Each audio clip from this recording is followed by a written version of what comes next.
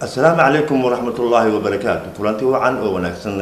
داود يال يلقي ستيل إذن كيما ملك السؤال جوكتان. كنا سود هذا برنامج كان قالها كان عسيقة تلفزيون قرن الصومالية. برنامج كان قالها كان عسيقة أعلى وعن كهذا الله إلى أن قالها ذلك وعصوصار كورشدا قيرات كل الدول إيه المركز كان عسيقة كالصعدة مقال المقدسو. تضبط كان برنامج كان عسيقة قالها داود يلقي ستيل وحنكو إجينا وحقبتك يهولها أي شركة مومين جروب كمبانيز أي أقبضتو صوماليا. سألوا حقوق إنه أرمها شركة داني مومين جروب أوف كمبانيز وعنو ورئيسي لا يلاني متكملة مع مولياشة سرسرة شركة سي مومين جروب عبد الغني علي أحمد وورين عبد الغني علي أحمد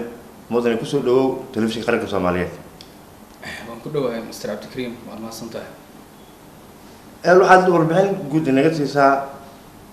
شركة مومين جروب أوف كمبانيز أساس كإيو هليدا أي صومالية كول كشيء. وقد ما صنته مستر عبد الكريم سيدو كلو حنو ماد إلنا تي في قرن كصومالية ما أنت نصوب وغضي. شركة مقعد وحالي هذا مومين جروب أوف كمبانيز وحال أساسي كون سجال بقول سديتني يسدح دي. wuxuu jirsaday company-ga ilaa iyo 30 sano 30 sano ay da'diisa hadda jirtaa company-gan asaaskiisii wuxuu ahaa daawo dalka uu keeni jiray xilliga ugu horeysay ee la aasaasay kadib wuxuu ku soo biiray ganacsiyo kala duwan sida raashinka iyo bagaashka waxay u yaqaaniin dadka Soomaaliyeed sidoo kale waxa uu ka shaqeeyaa dharka waliba gaar ahaan qaybta dumarka ay isticmaalaan ee loo yaqaan baatiga oo uu ku jiro kambaniyada ugu waaweyn ee dalka keena sidoo kale kambaniga waxa uu keenaa dalka matoorada lagu isticmaalo beeraha iyo kuwa Soomaalida ay u isticmaalaan cajiinka wax loo yaqaano canjeerada iyo waxyaabahaas laga dhigto waxa kale ay shirkadda ay keentaa taayirada gawaarida ay ku socdaan iyo batariyada iyo oolyada qaybahaas oo dhan ay ka shaqeysaa shirkadda. ما دام أشكتي إني كينان قلبي كل الدول شركة مومين جروب حقه كينتا قلبي لا كل الدول سداسي وكينتا. نورمال سنتهاي شركة waxay ka keentaa dhamaan inta ugu badan dunida dacaladeeda markii dawada laga hadlayo kala tusaale ahaan waxay ka keentaa ilaa 8 dawladood oo Yurub ah lagu daray dawladaha Pakistan iyo Masar iyo dawladda loo yaqaan Syria oo markii hore ay ka keeni jirto hadda colaado ay ka jiraan sidoo kale dawooyinkooda waxay ka yimaadeen qaybo kamid ah India oo ugu badan tahay dawooyinka loo isticmaalo firigooyinka waxyaabaha loo yaqaano iyo cirbadaha oo ay ka keento dalalka China in kamid ah dawladahaas oo dhan qaybta raashinka oo kale marka laga hadlayo waxa ay ka keentaa briiska nooc loo yaqaan briis basmati waxa jira la yiraahdo muumin basmati oo ah nooca ugu qaalisan magaalada uguna tayada badan sida anaga u aaminsanahay customer-kana inta naga qaadatay inuu la fahamsan yihiin laga keeno Pakistan briiskaas sidoo kale waxa laga isticmaalaa dalka Sacuudiga waa briis inta ugu badan hoteelada ku yaala magaalada Muqdisho iyo hoteelada gobolada ku yaala laga isticmaalo waxaan laga keenaa dalka Pakistan waxa jira level-ka labaad waxa ku jira briis la yiraahdo Hafsa asagana oo bulshada inta ugu badan ay isticmaalaan marka qaybta raashinka laga hadlayo sidaas oo kale ay ka keenaan dalka Pakistan iyo India qaybo kamid ah saliidda oo kale marka laga hadlayo waxa laga keenaa dalka Malaysia oo ah runtii saliid aad u quality badan isuguna jirta 20 litir 5 litir 3 litir iyo saliid hal litir u xiran oo 12 litir kartoonka isku la jirto qaybta dharka oo kale marka laga hadlayo waxa keenaa China iyo Pakistan qaybta taayirada marka laga hadlayo company la yiraahdo Taimonto oo Japanese ayaa ka keenaa oolyada kale marka laga hadlayo dalka Imaaraadka ayaan ka keenaa meelahaas kala duwan ayaan ka keenaa maadaama qalabadaas kala duwan aad ka keentaan qaybaha kala duwan shirkadina qaabkayga howlgasha imise qayboodna ayay ka shaqeysaa shirkadda runtii shirkadda waxay leedahay maamul oo standard iyo qaabka u shaqeeyo intaba waxaa jira maamulka hanaanka kala sareynta shirkadaha adduunyada jooga qaabka ay u shaqeeyaan ay u shaqeysaa company-ga maadaama uu yahay company 33 sano jiray waa dareemi kartaa cumrigiisa intuu la egyahay waxaa jira runtii xafiis sare ee maamulka sare uu leeyahay waxaa jira xafiis la yiraahdo xafiiska operationka waxaa jira xafiiska la yiraahdo xafiiska shaqada iyo shaqaalaha ee shirkadda Moomin Group waxaa jira xafiiska la yiraahdo xafiiska finance-ga oo shirkadda xafiisyada shirkadda maamulka qanaanka u shaqeeya ku jira waxaa jira xafiis la yiraahdo xafiiska marketingka ee ka shaqeeya maxaa la yiraahdaa alaabaha shirkadda ay koobto dhan sida lagu soo codsiin lahaa iyo sida loo walaajin lahaa waxaa jira xafiis kaligiis aan u talagalna macaamiisha ay leedahay shirkadda sida loo qancin lahaa loona gaarsiin lahaa waxa ay u baahan yihiin sida ugu dhaqsiyaha badan ee la yiraahdo xafiiska ilaalinta macaamiisha ama customer care la yiraahdo qaababkaas ay u shaqeysaa shirkadda xafiisyada maamulkeeda maadaama aad keentaan badeecado kala duwan oo isugu jirta dhar oil saliid bariis qeybahaasi shirkadda hal meel hawshaas lagu kala qabtaa mise qeybo kala gooniya leedahay qeybahaasi bal sharcad naga sii okay waa mahadsan tahay horta shirkadda waxa ay ka howlgashaa inta ugu badan gobollada Soomaaliya meelahaas kala duwan ayaa laga soo dejiyaa badeecadeeda ayna ka furan yihiin xarumaheeda qeybo kamid ah tusaale ahaan maxaa la yiraahdaa magaalada Kismaayo dekedeeda kale shirkadda way isticmaashaa waxa ayna ku leedahay laba xarun qaybta daawada kale xarun ay ku leedahay qaybta raashinka kalena xarun ay ku leedahay shirkadda sidoo kale magaalada Hargeysa oo kale waxay ka shaqeysaa shirkadda dhamaan inta aan hore kugu sheego dhan waxayna alaabtaas ka soo degtaa dekedda la yiraahdo Berbera ayna ka soo degtaa alaabtaas sidoo kale degmooyin kale gobolka kamid ah gobolada Soomaaliya kamid ah ay ku shaqeysaa shirkadda oo ay kamid tahay degmada la yiraahdo Marka ay kamid tahay degmada la yiraahdo Afgooye oo inta ugu badan howlaha aan qabana shirkadda ay ka jiraan sidoo kale waxaa jira magaalooyin kale oo ay kamid tahay magaalada Baydhabo ay kamid tahay magaalada Beledweyne iyo magaalooyin kale ay ka shaqeysaa waa gartay maadaama ay shirkadda ay leedahay qaybo kala duwan qaybta farmasiga daawooyinka qaybta biraha oo beeraha laga qeeno qaybta shamiintada iyo alaabta dhismaha qaybta wuxuu ahaa raashinka marka qaybahaasi qaababkee ay wada shaqeeyaan ma hal qayb ma hoos lagu qabtaa mise qaybo kala duwan ay leedahay lagu wada shaqeeyo waa mahadsan tahay horta shirkadda magaceeda ayaa laga garan karaa waa group of companies marka le waa gartay dabcan waa qaybo kala duwan oo la isku geeyay waa gartay markii laga fiiriyo horta hanaanka maamulka shirkadda way ka midaysan tahay hal maamul ayaa shirkadda guud ahaan maamula qayb kasta waxay leedahay maamul u sii gooni ah tusaale ahaan raashinka oo kale maamul ayuu leeyahay qaybta dawada oo kale maamul ayay leedahay qaybta dharka maamul ayay leedahay qaybta matoorada oo kale maamul ayay leedahay qaybta taayirada maamul ayay leedahay maamulkaasoo la isku daray ayaa wuxuu hoos tagaa dhammaan xafiisyada data aan kuu soo sheegay sida xafiiska marketingka shaqada iyo shaqaalaha operationka iyo maamulka sare oo shirkadda markii loo fiirinayo shirkadda shaqaalaheeda haddii ay noqon lahayn tiimka jooga magaalada Muqdisho iyo gobollada Soomaaliya inta ay ka shaqeyso dhanna waxay ku midaysan yihiin dhammaan guud ahaan shirkaddaas waxaana maxaa la yiraahdaa ay leeyihiin hal maamul sida qaabkaas noocaas ay ku shaqeysaa shirkadda waa gartay maadaama aad tihiin shirkad Soomaaliyeed oo ka howlgasho dhammaan gobollada Soomaaliyeed shaqaale inta la eg ayaa ka shaqeeya mase jiraan shaqaale oo shaqo qoris ah oo sameeysan ama tababar ama aqooneed ama ma howlgelisaan dhalinyarada ka soo baxay jaamacadda qaabkee dadka u shaqaaleysaan shirkadda horta waxay kamid tahay shirkadaha Soomaaliyeed ee dalka ka howlgala dabcan waxa hadda ka shaqeeyana waa shaqaale Soomaaliyeed runtii shaqaalaha shirkadda qaababka loo howlgeliyo waa qaababka ugu wanaagsan ee shirkadaha caalamka ay u howlgeliyaan tusaale ahaan anaga qofka waxaanu ku ixtiraamnaa maxaa la yiraahdaa hanaankiisa waxbarasho iyo qaababka uu soo maray iyo qofka tayada uu leeyahay inuu shaqadaas qabsan karo shirkadda qof gooni oo maxaa la yiraahdaa target gooni oo ah oo qolo hebel oo kaliya inay ka shaqeysana ma ahane dhammaan waxaa u furan shakhsi kasta oo Soomaaliyeed CV-giisa keensada shirkadda ilaahayna calaf uga dhiga meeshaas inuu shaqo ka heli karo runtii waxaa jira xafiiska la yiraahdo xafiiska shaqada iyo shaqaalaha oo ay soo marsiiyaan dadka shaqo codsadayaasha ah in ay maxaa la yiraahdaa ay CV-gooda iyo qaabka ay u howlgali lahayn xafiiskaas wuxuu sameeyaa marka dhammaan dukumiintiyada uu qabto baahida shirkadda ayaa loo fiiriyaa baahida shirkadda marka loo fiiriyana waxaa imaata inta ugu badan in la qaato markaas shaqaalihii markaas loo baahan yahay ayagoo weliba inta ugu badan lagu kala xulo imtixaanada la marsiinayo iyo qofka iyo sida uu diyaarka ugu yahay shaqada uu qabsana. ma jiraan shaqaale ajnabi ah dawladda ka keensataan oo qalabyada ay leedahay xero kale? maya ma jiraan, shirkadda dhammaan dadka ka shaqeeya muwaadiniin Soomaaliyeed waa. maadaama shirkadda ay tahay shirkad weyn, ma jiraan dad aad u sameyseen shaqo abuuris ama aad maalgelisaan ama aad tababar siisaan si ay shirkadda u shaqeeyaan ama haday jaanis kala helaan meel kale u shaqaystaan? way jiraan, sababtoo shaqo abuurista waxaa ka mid ah qofka markay tusaale ahaan shirkadda ay qaadato waxaa la geliyaa tababar ilaa 4 bilood ilaa 3 bilood tababarkaas marka uu dhameysto qofka shaqaalaha ama tababarka loo qabtay waxaa jirta maxaa la yiraahdaa muddo kadib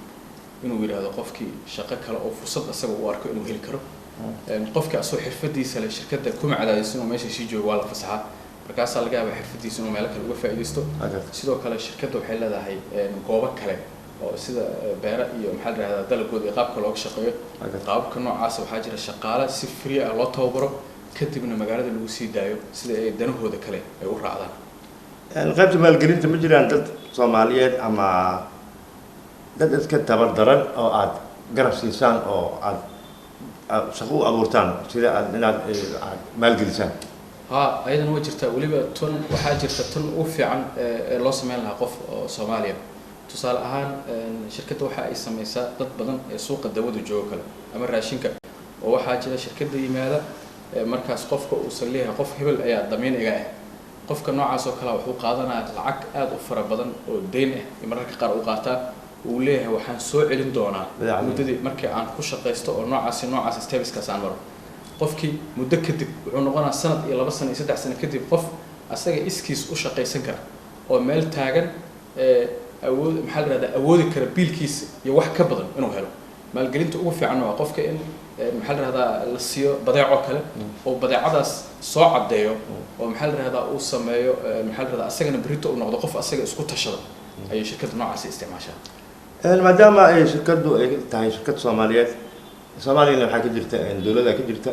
waxaa ka jirta rug ganacsiga ka jirta, wasaaradda ganacsiga ka jirta, bal xiriirka ka waran idinka dhexeeya idinka iyo rugta ganacsiga iyo wasaaradda ganacsiga? runtii shirkadda waa shirkad system ku dhisan. dabcan waxaa la aasaasay dawladda hadda jirta dawlad ka awood badan ayadoo jirta oo dalka uu ka jiro nidaam sax ah xilligaas waa dareemi kartaa 1983. dabcan waa dawlad shirkad la hana qaaday ayadoo nidaam maxaa la yiraahdaa taagan iyo awaamir iyo kala dambeyn ee dalka ka jiraan. shirkadda marka maadaama ay sidaas ku aasaasantay waxay xiriir leedahay dhammaan hay'adaha dalka ka jiro dhan, maxaa la yiraahdaa kuwa aad ka dhawaajisay iyo kuwa kale badan oo shirkad dalka ka jira hay'adaha ka jira. waxayna diyaar u tahay nidaamyadaas oo inay marto waana dareemi kartaa business intaas la eg oo systemka noocaas aan xiriir lahayn jiritaankiisa inuu noqon karo jiritaan iska yar. ka warrab xiriirka shirkadda Moomin Group of Companies ay la leedahay shirkadaha kale caalamka? dabcan waa asagana xiriir aad u fiican aad u wanaagsan oo dareemi kartaa shirkadda waxaan ku sheegay daatay ilaa iyo 8 dawladood oo Yurub ka badan ay la macaamisha iyo dawlado kale oo sida Masar, dawladda la yiraahdo Imaaraadka, Pakistan, India, China, Malaysia, dawladahaas oo dhan ay xiriir leedahay. kambaniyada ka jira iyo haday noqon lahayd iyo ganacsiyada ka jirana waa company laga aqoonsan yahay wadamada dawladda hadda aan ku sheegay maxaa la yiraahdaa caalamka tirsan. maadaama aad ka dhawaajisay in dhammaan gobolada Soomaaliya ay ku leeyihiin, ma jiraan gobolada aan iraahday wadamada dariska ah ee East Africa qaybo kale ama barjiyaal aad ku leeyihiin sida Kenya, Djibouti, Ethiopia oo kale? waa santa Cabdikariim, sidoo kale sax waa daatay waxaan maleynaa inaan ka tagay. waxaa jira dawladda aan dariskan ahay ee Djibouti la yiraahdo xarun aad weyn oo shaqaale Soomaaliyeed oo inta laga qaaday iyo shaqaale Djiboutian intaba ay ka shaqeeyaan jira halkaas aan ku leenahay. waxaa jira sidoo kale dawladda Kenya shirkadda ganacsi ay ku leedahay alaabaheeda qayb kamid ah ay ka dejisaa. sidoo kale Ethiopia waxaa kamid ah maxaa la yiraahdaa wadamada maxaa la yiraahdaa shaqaalaha shirkadda ay u joogaan oo ganacsigeeda uu ka socdo. sidoo kale dalka Imaaraadka dawladahaas oo shirkaddu way ka shaqeysaa. maadaama aad ka mid tihiin shirkadaha ugu waaweyn ee waddanka Soomaaliya gaar ahaan ku yaala magaalada Muqdisho, ma jiraan hadda ka hor inaad ka qayb qaadateen markay yimaadaan duruufaha oo abaaraha oo kale iyo gurmad oo dadka barakacayaasha oo kale iyo howlo noocaase ololaha nadaafadda oo kale ma ka qayb qaadataan horumarka dalka iyo bilicda magaalada muqdisho dabcan shirkadaha hanaanka ay uga qayb qaataan waxaa laga yaabaa inay ku kala duwan yihiin waa gartay dabcan waxaa jira qofka markuu wax bixinayo qof laga yaabo shirkad laga yaabo saxaafadda inuu yeerto xilliga ay wax bixinayso waa gartay companina waxaa laga yaabaa inuu bixinayo tusaale ahaan saxaafadda inuu ugu yeerin shacabkana uu garab taagan yahay inta ugu badan musiibooyinka dalka ka dhacay shirkadda kaalin aad u weyn ayay ka qaadataa inta ugu badan weliba qaybta cisbitaalada oo loo arkay bulshada qaybaha ugu liita markaas inay ku jiraan bukaanada iyo daawooyin in la gaarsiiyo qaybo kale oo shirkadda ka badan oo ay wax ku bixiso laakiin saxaafadda aan loo bandhigin oo ilaa hadda ay bixisan way jiraan qaabkaas maadaama aad qalabka aad haysataan aad ka keentaan dibadda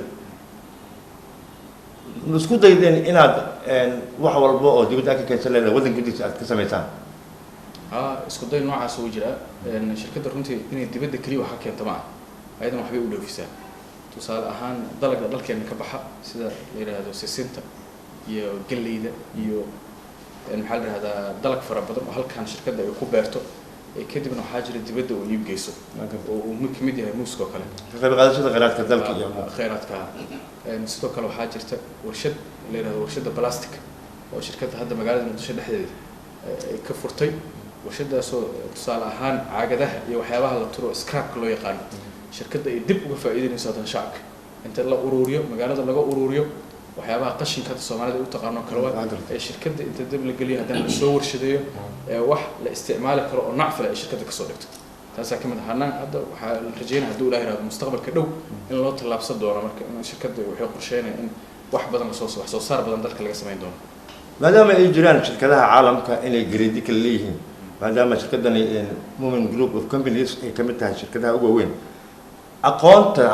tayada aqooneed ee shirkadda aqoon-yahanada ka shaqeeya ilaa heerkay gaarsiisan tahay waddanka gudihiisa lagu tababaraa mise dibaddiisa shirkadda horta shaqaalaheeda standardka ay ku qaadato waa standard aqoonta xaggeeda levelka aqooneed runtii shirkadda waxaa u shaqeeyo dhalinyaro dalka gudihiisa wax ku baratay iyo dhalinyaro dibadda wax kusoo baratay intaba tusaale ahaan dhalinyarada hadda u shaqeysa dalka gudihiisa oo kale mar laga qaato markii laga hadlaayo waxaa la qaataa dhalinyarta digreegooda uu ka bilaabanayo tusaale ahaan bachelor degree master degree ilaa iyo PhD holder dabcan kuwa dibadda ka yimaadaan waa sidaas oo kale marka aqoon-yahana markii la bari dad waxaa jira xirfad leh sidoo kale oo gacantooda farsamo fara badan ay taqaano oo qofka aqoon-yahanka marka qaar ka quality badan qofka noocaas oo kale fursada la siiyo lama dhaho waxba baran adiga iska bax marka laakiin nisbada qofka aqoon-yahanka marka la shirkadda 90% ka badan waxay ku bees gareysaa aqoon-yahanka Soomaaliyeed in shirkadda ay ka shaqaaleysiiso maadaama aad tirahdeen waxaan leenahay xafiis shaqo qoris iyo shaqaale oo aad doortaan xuquuqda shaqaalaha iyo qaababka loo howlgeliyo ma jiraan iskuulo ama xarumo aad dadka ku tababartaan idinku leeyihiin shirkadda marka aan ku leeyahay tababaraa jira gudaha inta gudaheeda laga sameeyo waxa waa qofka shaqaalaha marka la qaato aqoon kasta uu leeyahay xirfadina uu hore u arkin wuxuu u baahan yahay at least in la tababaro shirkadda waxay samaysaa xarumo ay ugu jirto ay ugu tala gashaa jira oo qofkaas ugu tababaro oo badeecada shirkaddan ay taalo waxaa la marsiyaa qofka tusaale ahaan steps kala duwan oo hanaanka tababarkiisa tusaale ahaan 20 maalin oo maalmaha uu joogo kamida wuxuu maraa tababar noocaasa 20 ka ku xigta noocaas uu maraya 15 ka ku xigta noocaas uu maraya 15 ka ku tusaale ahaan salesman qofka marka laga rabo in loo tababaro waa inuu saleska tusaale ahaan waxa uu gadi lahaa horta marka hore uu barto waqtiga uu ku gadi lahaa marka waqtiga uu ku baran karo iyo waqtiga uu active ku noqon karo ilaa muddo shirkadda steps u qoran oo waxa waaye loogu talagalay shaqaalaha cusub waana hanaan ay u dejiyo xafiiska shaqada iyo shaqaalaha shirkadda group-ha maadaama shirkaddu ay tahay shirkad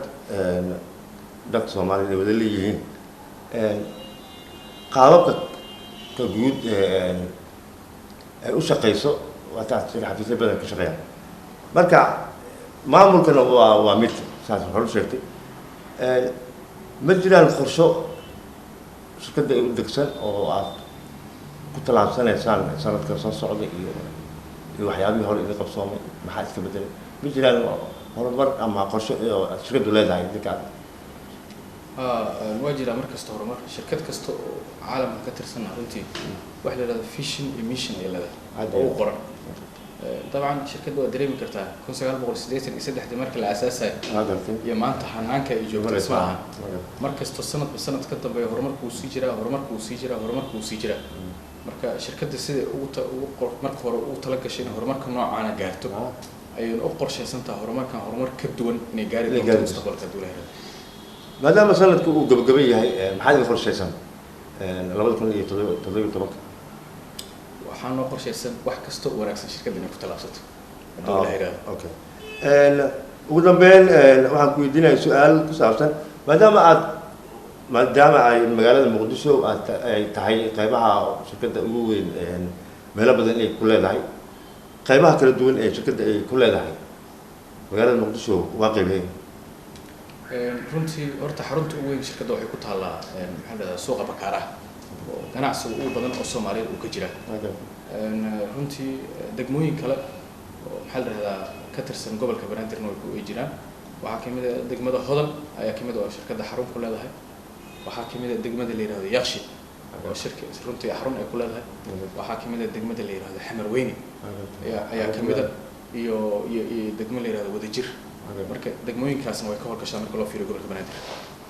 maadaama macaamiil badan ay leeyihiin oo qaar gobolada kamid ah ma jiraan xafiisyo kala gaar ah ku leeyihiin maamul goboleedyada ka jira magaalada Muqdisho waa ku leenahay waxaan ku dad ku sheegay magaalada Kismaayo kale inaan xarun ku leenahay magaalada Baydhabo kale xarun ayaan ku leenahay sidoo kale Boosaas markii Puntland laga hadlayo xarun ayaan ku leenahay Soomaaliland xarun aan ku leenahay xarun kastoo shaqeysana shirkadda waxay ugu tala gashay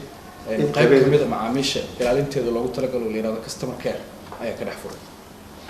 haddii qof dhibaato oo la yimaado qalabka keentaan iyo ilaashka keentaan ama macaamiil oo midna xafiis ka shaqeeya oo hawlaha xafiiska leeyahay xafiiska marketingka ayaa arrintaas loo soo gudbinaa kadibna asaga ayaa go'aan degdeg ah ka gaaray ugu dambeyn maxaad u soo jeedinaysaa shacabka Soomaaliyeed iyo xiriirka shirkadaha kale oo ay la mid yihiin Moment Group Companies wadanka jooga maxaa tala ahaan u soo jeedinaysaa iyo macaamiisha idinka leeyihiin maadaama fursadan aad u faa'iideysanaysaan maxaa kula talinaysaa waan baasan tahay fursadan qaaliga aan ka faa'iideysanayo dhammaan waxaan salaamaa shacabka Soomaaliyeed meel kasta oo ay dunida ka joogaan sidoo kale waxaan aad ugu mahadcelinaa in ka badan 1000 jeer macaamiisha ku xiran shirkadda Moment Group runtii jooga gobolada Soomaaliya oo dhan iyo dalalka dariska intaba tala ahaana waxaan u soo jeedin lahaa shirkadaha maxaa la yiraahdaa ka shaqeeya magaalada Muqdisho iyo gobolada Soomaaliya oo dhan in shaqaalaha Soomaaliyeed maxaa la yiraahdaa la qaato ee tayada leh lana ilaaliyo xuquuqdooda sida shirkadda Moment Group ay u ilaaliso oo kale runtii waxaana hadduu Ilaahay yiraahdo rajaynaynaa mustaqbalka dhow hadduu Ilaahay yiraahdo in dalka maxaa la yiraahdaa horumarkiisa iyo anagoo ka faa'iideysanayna iyo hanaanka uu ku socdo shirkadda inay maxaa la yiraahdaa ka faa'iideysan doonto una faa'iideyn doonto shacabka Soomaaliyeed meel kasta uu joogo intaba daawadayaal dhegeystayaal intaasi waxaanu ku soo gabagabaynaynaa barnaamijkeennii dhaqaalaha iyo ganacsiga oo toddobaadkan aanu kusoo qaadanay howlaha ay shirkadda Moment Group of Companies ee ka qabato wadanka Soomaaliya barnaamijkan mid lamid ah intaan ku kulmi doono dhanka kaamirada waa Cabdiraxmaan Dheere tan iyo mar kale nabadgelyo